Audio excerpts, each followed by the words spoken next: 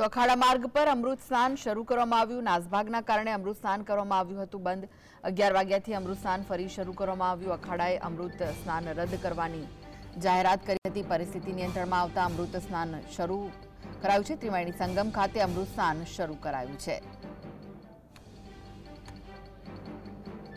તો પરિસ્થિતિ નિયંત્રણમાં આવ્યા બાદ અખાડા પરિષદે અમૃત સ્નાન શરૂ કર્યું છે।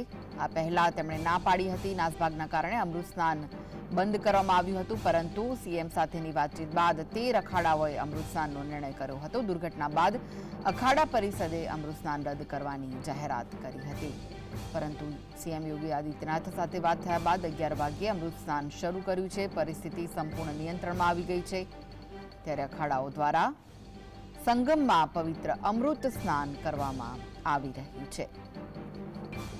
13 જેટલા અખાડાઓ અમૃત સ્નાન કરવા માટે પહોંચી રહ્યા છે। અખાડા પરિષદે અમૃત સ્નાન શરૂ કર્યું છે। અમૃત સ્નાન માટે ત્રિવેણી સંગમ સ્થાન પર એક પછી એક અખાડા પહોંચી રહ્યા છે।